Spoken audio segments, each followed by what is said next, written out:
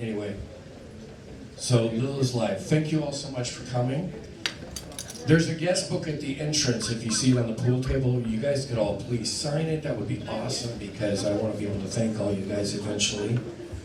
And for coming. She would have loved that. I know she's looking down and she's very happy. And if you haven't already, you can sign it before you leave. I'll be able to thank you all. And I want to especially thank Raz for helping make the evening possible. Give a big hand for Raz because ever since we lost Joe's, we got Raz here, and he's given all our music dance community a new home, you know, for the bands to play and even get paid. What a concept! And the dancers and everything. And DJ Nate, who also played Lilla and I's wedding reception. Thank you, DJ. Couldn't have anything else. And so I'm going to start, I put together a little story for her because many of you are here from all different facets of her life. So we're all here to celebrate a very special woman's life, my lovely wife, Lilla Blossom Fowle. Lilla Blossom, like both her names were a flower, because she was a beautiful flower. And if you look up on the wall, you'll see two video slideshows going. And many of you appeared in a lot of these pictures here. Different parts of her life, and most of them are more in the last few years, but there's a couple of old ones. And one of my favorites you see for the flyer, she looks like a goddess from a 1920s or 30s movie. That was taken about 15 years ago in San Diego. And my brother took that picture, I believe. Unbelievable. And I still can't believe how blessed I was to have her in my life. She was so loved just by about everyone who knew her. You know, she touched so many with her grace, her class, her style. I mean, look at the crowd. I mean, that says all you need to know. It tells you all you need to know how much she was loved. And she had an amazing life. People would often comment about her unique accent. It was a combination of Indian and Australian. And because she was born in Calcutta, India, and she grew up there. Her family was, this is true, her family were circus performers in a traveling circus throughout Asia and Europe. Her grandfather was the strong man in the circus, a big muscle guy. Her mother and father were motorcycle stunt riders. They would do the high rise, the trapeze. She would ride in a giant globe in a motorcycle and do tricks. They had with the elephants and everything. And a giant globes to the thrill of the crowds. But her family was on the road for a lot of the time, so Lilla had attended a girls' boarding school right near the foot of the Himalaya Mountains, Mount Everest and all that. And it was lonely. For her growing up, it was lonely sometimes because she'd see her family 2 or 3 times a year at the holidays. And her mom died fairly young. Her mom died over here. She was here in Mexico and the United States, but Lilla was mostly close with her aunt, who she lived with a lot in Australia. And Lilla and I would visit in Australia, and I got the opportunity to play some gigs there, and we would stay with her aunt. And if any of you guys know Johnny Law, the Pistol Packin' Johnny's and Rusty Pinto, we played with them down there, because we actually stayed with them, because they were, Johnny and Rusty and all them were neighbors of Lilla's aunt. Yeah, so like I said, her family were circus performers. I said her mother and father. And they were on the road, and it was very lonely, and she'd only see them a few times a year. I'm going to check my notes here. While growing up in India, she was exposed to British pop, rock, and roll. She's a huge fan of singer Cliff Richard since she was a little girl. And, you know, he had Indian parents, just like her. She grew up in Indian culture. Like Freddie Mercury and Cliff Richard, they grew up, you know, mixed parents, and they were big in Britain, but they had an Indian background. And I was raised on American rockabilly music, and I had heard of Cliff Richard. She really introduced me to him, and on our first date, she introduced me to his music. We would dance to his music along with Elvis, Dean Martin, Sano and Johnny. When I saw her record collection, she had a bunch of Sano and Johnny records, not just Sleepwalker. She had the whole thing that they did. I go, okay, I'm gonna marry this woman. When I saw her record, I knew she was a keeper. She was also a huge fan of Brian Ferry and Roxy Music. And you may have heard earlier that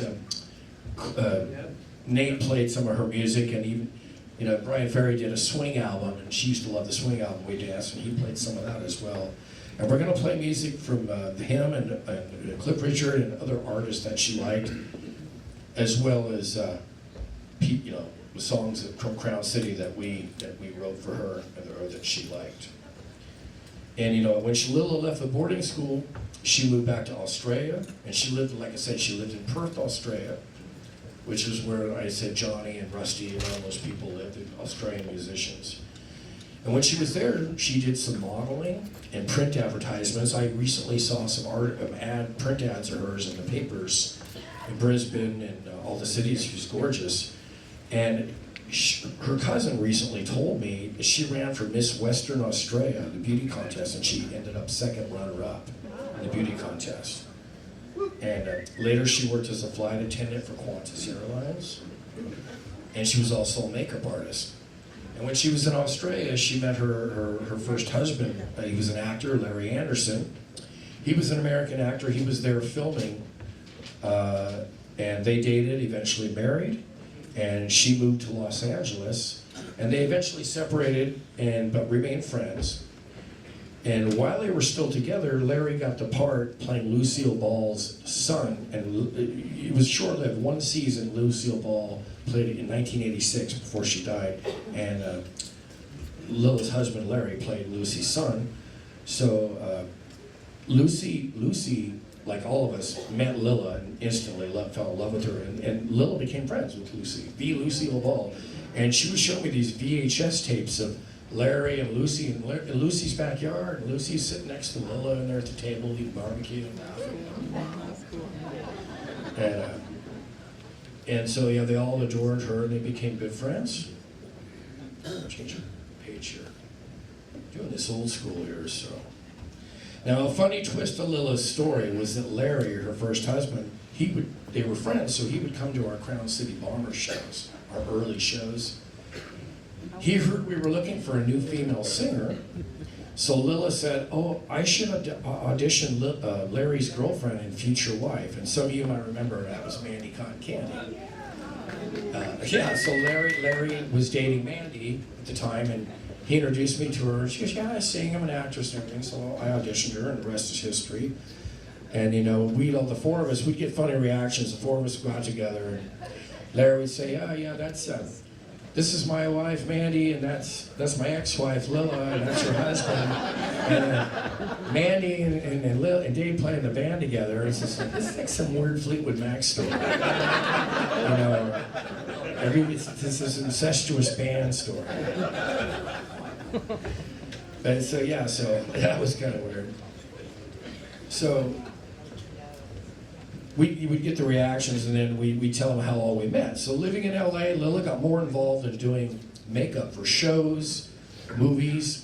She even did Elizabeth Taylor's makeup, and met Lilla. And then I asked her how Elizabeth. She said Elizabeth Taylor was very sweet. She only did it twice, and she said she was really nice.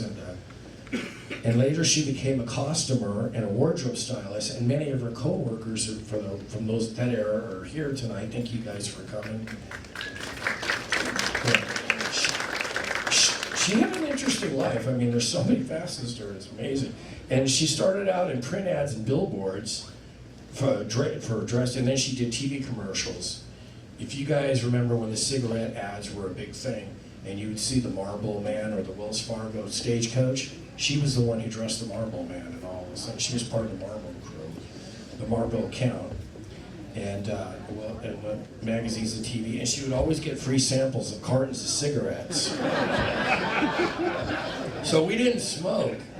So many of you here know ladies' man Ricky McCann, you know, Big Sandy's drummer. So Ricky's a good friend of ours. Actually, Ricky played some Crown City gigs with us. He subbed with us, and then he moved back to London.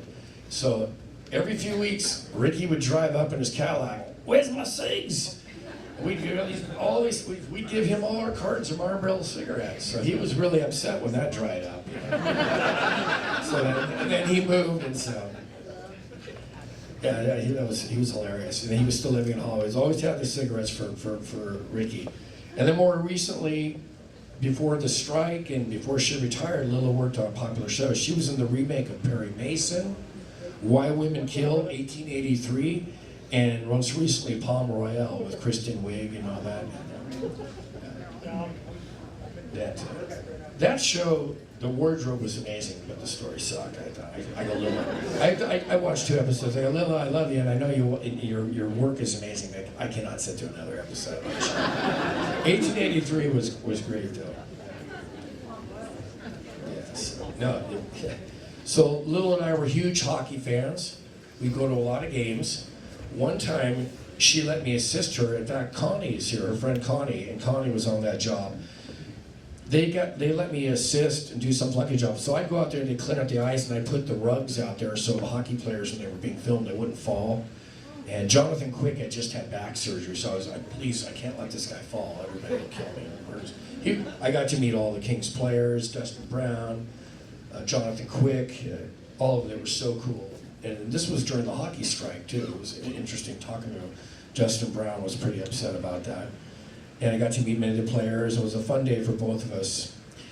And speaking of hockey players, if I choke up here on stage before this is over, remember Gretzky cried when he got traded from the Oilers to the Kings. So even Gretzky cries. So up until we left for Italy earlier this year, Lilla also worked as an esthetician at the renowned spa Verabella in Beverly Hills. And so all the Verabella crew is here. Thank you, girls, for coming. She loved that job. And she was requested very popular because of her sweet personality. And some of her clients at the spa were none other than actress Diane Lane. She always did Diane Lane's facials. And I think she even did Steve Martin's too. He was a regular client there. She'd come in. And so, dancing was a huge part of Lilla's life. It's the reason we met. She loved to stroll. And so you girls, you got to do a stroll or two before you leave tonight in her honor for sure. She loved to stroll, and I go, we will stroll tonight in honor for her tonight. But before I knew her, I was in a band, an old swing band called Swing Syndicate. And my bass player, Jack Fire, my guitar player, Joey's here, and Dave Victorino, our sax player, might come. Di Matteo was here. He played, several of the guys here played in Swing Syndicate. And so we used to play at the Derby, Pasadena Ballroom. We were one of the regular rotation Derby bands. And she told me years later, Lilla did, that before we officially met, she came to see our band, our swing band at PVDA. And apparently, and I don't remember this, I was very embarrassed. She said, during the break, I came up and said hi to her as she was paying to get in at that table. The band would take a break. And apparently I made a move on her and I complimented her. I said, hey, who are you, pretty girl? She was not impressed. She said, at that time she had platinum blonde hair. And years later when I first met her, she told me that. I don't remember that, but I went to Alex's bar to meet a friend there who was playing in the band opening for Royal Crown Revue. And my friend Danny and Regina are here. I knew Regina from the dance scene, and she was friends with Lilla. And so Royal Crown Revue played, and she came walking in. So it was mutual friends, Lilla and Danny and Regina. They brought her along to see Royal Crown. I saw my friends, and I thought, who's this girl with the gorgeous, stunning eyes? And I came up to them, and I said hi, and introduced myself. Again, Lilla pretty much ignored me. But I was persistent, imagine that. So I asked her if she'd like a drink, and Christy, no, I did not hand her a flyer. So. One of the rare times that didn't happen. I think I need a drink just thinking about it. And so, where am I here? Oh yeah. So Lilla pretty much ignored me, and I asked her if she'd like a drink, and she finally said yes. She told me later on that they all warned me about her and to don't talk to that guy. Thank God. That's real friends. And I said, thank God you didn't listen to them. So that was around Christmas time. We went on our first date, and the rest is history. Our second wedding anniversary was just a few weeks ago, and that was bittersweet. But we had 20 years together, and thank you. For her, she said it felt like 40, but that's another story. You'd be hard pressed to find anyone that didn't love her. She always made everyone feel so welcome. and look for the good and positive in everyone and everything. And you guys all know her, so you know what I'm talking about. All the years I knew her, she only made one questionable decision. Look who she married. And I still can't believe it. I was lucky enough to have a woman like that. And it gave me some credibility. They go, God, he can't be that bad if she's with him. So I loved her. Thank you. I loved her impeccable style and her taste in vintage fashion. We traveled a lot through the years. She always supported me with my music. And my good friend who's here tonight, artist Ruben Gerard, that started the Cochrane Club, he designed our classic CC Bomber Girl logo that all of you know in Lilla's likeness. Because I think he designed that. God, it's been 10, 12 years ago. Because that was kind of, is it like a Betty Page thing? He goes, well, it really looks like Lilla. And he goes, yeah, that's why I designed it after Lilla. So we traveled throughout the US, Australia, Europe, and we always dreamed of having our own home. But we didn't know if that was possible. In 2020, my brother moved to Noto, Sicily, and that's where that White Lotus episode was filmed, where the girls were walking up the stairs. That's my neighborhood. We live right up the stairs, right behind there. And it was my brother lived in Noto, Sicily. He told me about all the great vacant houses for sale. So she decided to go visit and stay with them and check it out. She found one she liked. We put a bid on it and it was accepted. We were officially homeowners. I could not believe that would ever happen, that I would ever get married and own my own home. So, wow, us own our own home. So after signing the papers, she got the last flight home before everything shut down for COVID. Because if you all remember, it was March of 2020. She arrived back to LAX, I think, on the 8th, and the 9th, all the flights were canceled. She would have been stuck there for God knows how long. And it was, before everything shut down. And it wasn't until a year later, 2021, that I went with her to see the house for the first time. And we were having it remodeled, so it was still kind of under construction. It was being remodeled. We put in a new kitchen, upstairs, bedroom. It's very retro, mid-century Mediterranean style. It made my heart smile to see how happy and excited she was to design and furnish her dream home exactly how she wanted. I had absolutely no say in it, and that was okay. She goes, no man cave here. So I have a little corner where my desk is. I got my Eddie Cochran and my Elvis framed picture, and that's it. That's my little corner. Everything else is like, no tacky, no underwear on the floor, no Elvis pictures on the wall, nothing. And it looks amazing. And so it made my heart smile to see how happy she was, excited. And I wanted her to do it exactly what she wanted, because I didn't worry about it. I knew she would make it look great.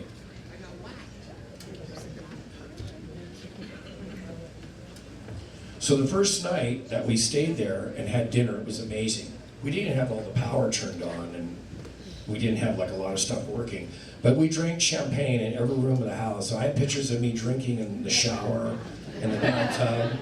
We have a terrace where last July we had a big party over my band place up there. We have a courtyard. We did the whole thing. There's pictures of me and her drinking champagne in every corner of the house, even up on the rooftop in the showers. So starting 2 years ago, we were mostly living there more than here. 3-5 months there, here. And then the Bombers played the Shaboom Festival up in the north part of Italy.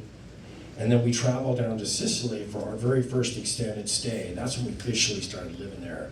And that was amazing, have the whole band came out. I got to bring all the Bombers over there. And the Dynaflow singers came with us. And so we had like a package deal. The Bombers played a set. We backed up the Dynaflows, and then the band backed up the Mystics, the old doo-wop group. We were sort of like a house band for the festival that year. It was amazing.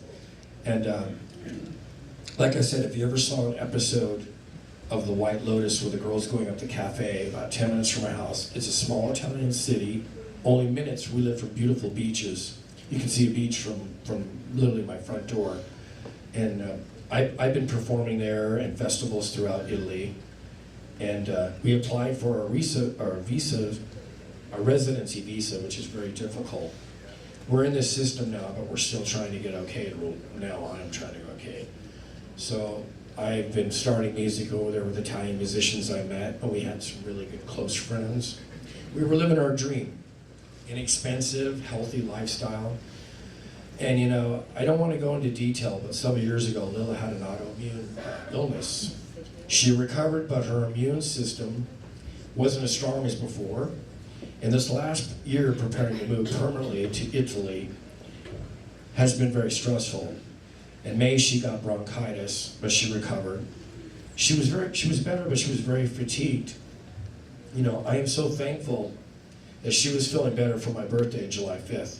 My guitar player in my band over in Italy, his birthday was the same day.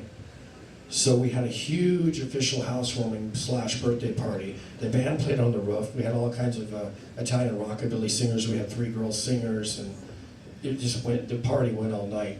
And the band played on a roof terrace. We had a bunch of, like I said, musicians. We also had a really fantastic DJ. And luckily for you, Nate, he doesn't live here, or he would have been working tonight. I'm just kidding. And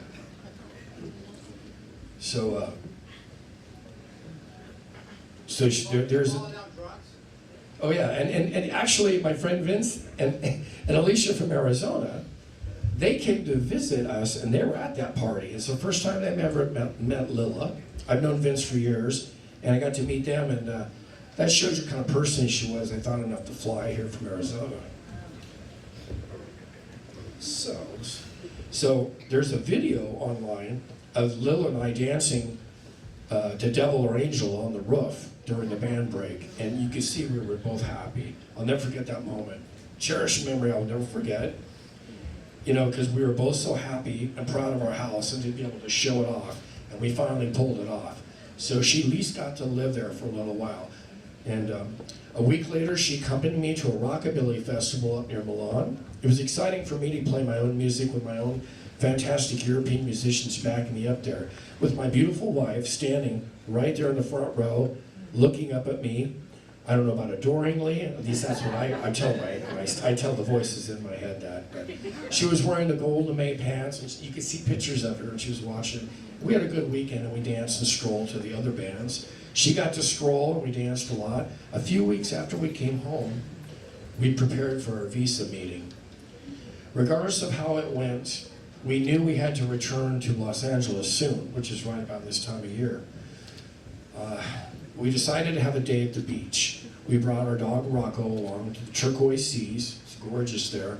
We had some drinks and a great lunch with a beautiful view of the ocean, of the sea.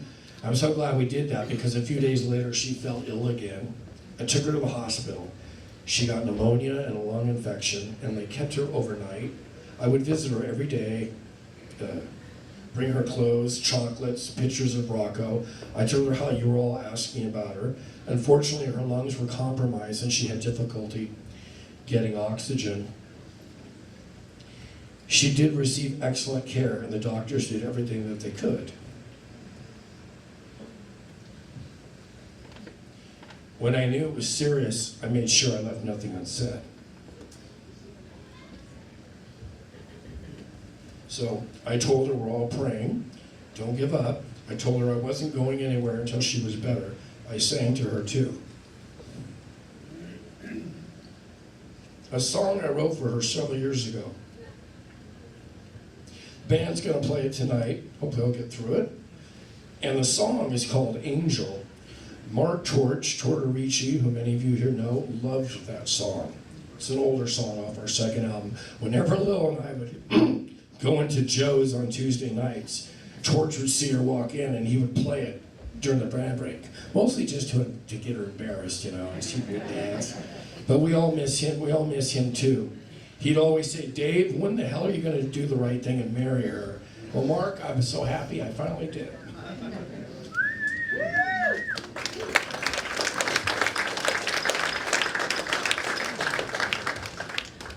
So I told her how much I loved her and that I was so lucky to have her in my life. Definitely the best thing that ever happened to me. The last time I said goodbye to her at the hospital, I had an ominous feeling. That night the doctor called and said they had to sedate her so they could treat her safely, which was actually the best thing they could do for her at that time. She passed a few days later. So gonna need a few timeouts here. A part of my heart is missing, but I know I'll get it back when I see her again. It's just all alone right now. It has been the most challenging time of my life losing her, alone now in a foreign country, without her. I've met so many great people there, though, and I'm sure I'll be all right. Because even when she was alive, I would go into a room and talk to myself for hours. So I'm used to that. I'm determined to keep our dream alive, keep our house just the way she wanted it. The hardest part, and I told a few people here, I'm going to be okay. The hardest part, I feel, is she was cheated out of more time there. All her life she wanted that, and she gets there. We finally get everything in like how we want it, and she only gets to be like there 2.5 years.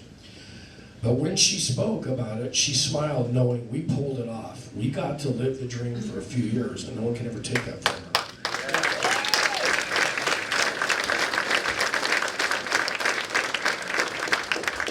And regarding me, in the immortal words of Tom Hanks in the movie A League of Their Own, there's no crying in rockabillys. I'm sorry. And like I said, we have DJ Nate, who was at our wedding reception here tonight. And before the band plays, we have some very special performances for you. But I want to do a little story to kind of set that up. And then if Kelly and Perry can head down towards here, and Michelle and Matt, I'll have you four up in a few minutes. But before the band plays, this performances, I want to tell you there was some of you may think this is hokey or hocus pocus. Other people believe in this. I truly believe in this. There was a spiritual advisor we knew said Lilla will make her presence known in the form of a butterfly. And you might see butterfly things. And right after she said this to me, several of my friends said they suddenly started seeing them appear. In July, my friends Kelly and her husband Perry of their band Kelly's Lot came to visit us in Noto. There's Perry right there. I had known Kelly off and on and them for years from the music scene, but it was their first time meeting Lilla. We had drinks and we had dinner. Later, she asked me if she could sing a song she wrote dedicated to Lilla. I'm going to let her tell you why I was so surprised when she told me the name of the song, because I hadn't told Kelly anything else about this particular issue. I'll let Kelly tell you all about it.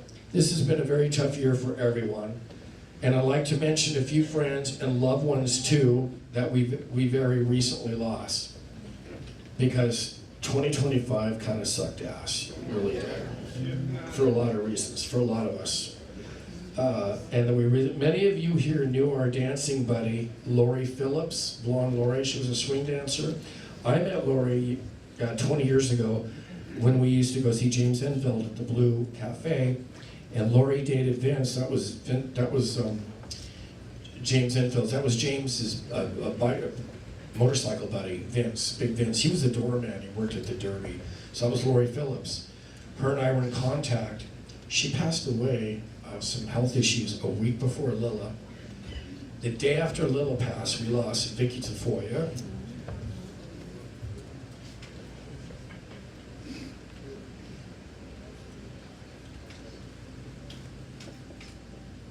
And then a friend of ours, Lori, my friend Lori, who sang with the Crown City Bombers several years ago. Her boyfriend Todd Eckhart, he's a musician, and he came to LA, and he moved back to Minnesota. And I had just talked to Todd a few weeks ago, and he said, "I want to play a song for Lilla and you on my live stream." I said, "Thanks, Todd." And we lost Todd 2 weeks ago.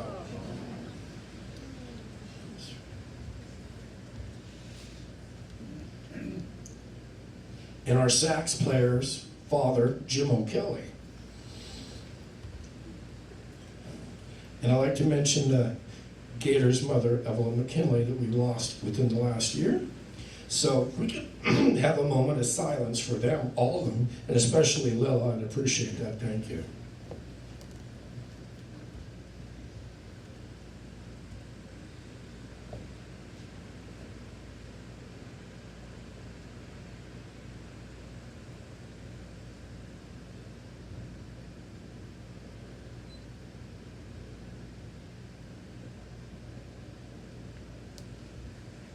Appreciate that, thank you.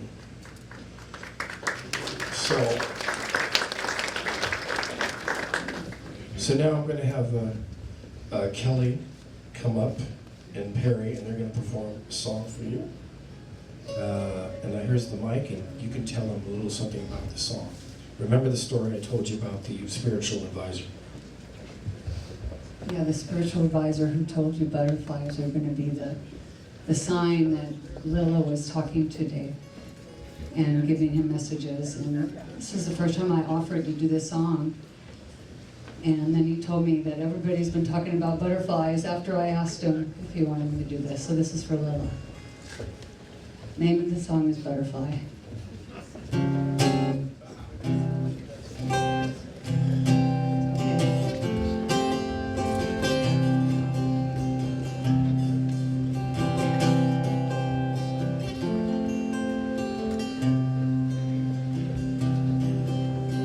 There goes a butterfly, soaring across another sky, singing while we weep, dancing while we sleep. There goes a butterfly. You are a butterfly. You're soaring across a purple sky. You're still giving us a sign that being different is fine. You are a butterfly. And the music plays just like before, and everybody's strolling across the floor. But we knew you so much more. You are a butterfly.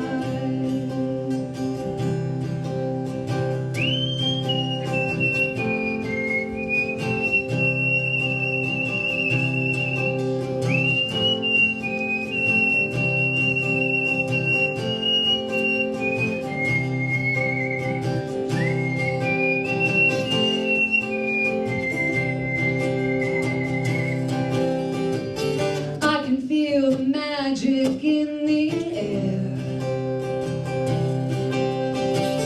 Your heart was big enough to care,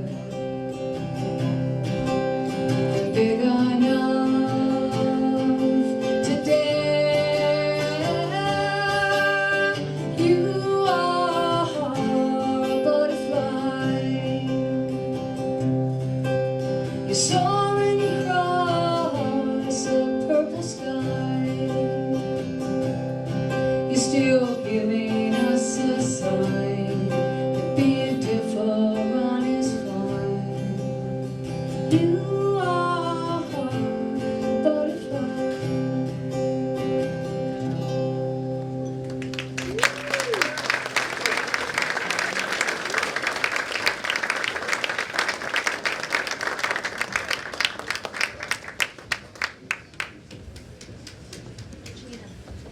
Thank you, Perry. Thank you, Kelly. That was fantastic. And can you believe that, though?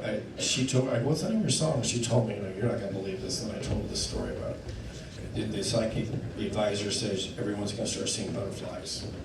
And several people have said that to me, unsolicited. So I'd like to bring up our bass player from Crown City Bombers and Danny the Delinquents, Matt and Michelle. Come up. I think the lovely Michelle. Michelle, many of you recognize her. She's been singing with different bands. When Danny, our singer, went on maternity leave, Michelle filled in for her and sang, did a great job. And so this is for the Mexican Hispanic community, this is a well-known song, and I had not heard it. I heard it, I go, oh my God, this is, and Michelle says, well, I could do that whenever you got to. That's amazing. So I didn't know if I'd get through the speech or not without losing it. I probably won't go through the song without losing it. So Bear with you.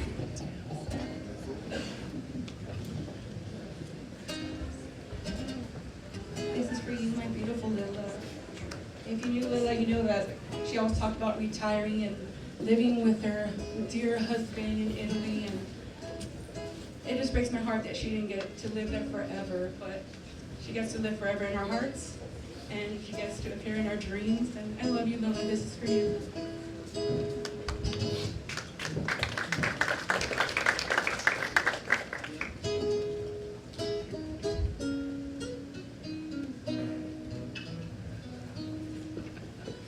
You are the deep sorrow in my eyes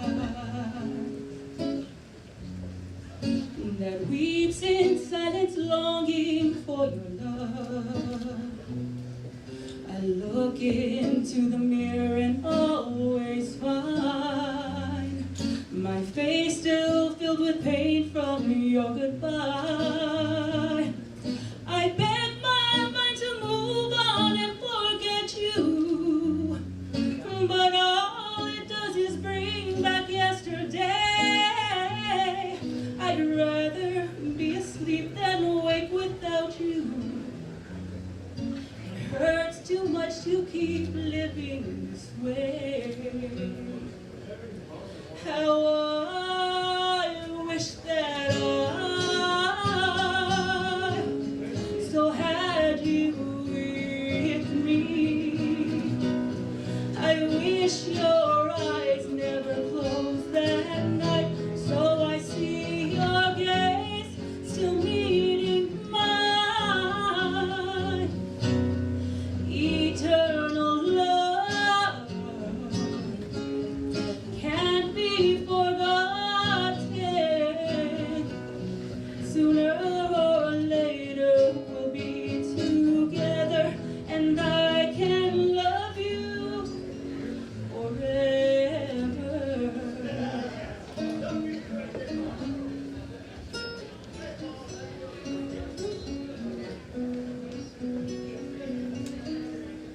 Yo he sufrido tanto por tu ausencia. Desde ese día hasta hoy no soy feliz, y aunque tengo muy tranquila mi conciencia, sé que pude haber yo hecho más por ti. Oscura soledad estoy viviendo, la misma soledad de tu sepulcro. Tú eres el amor del cual yo tengo el más triste recuerdo de Acapulco. How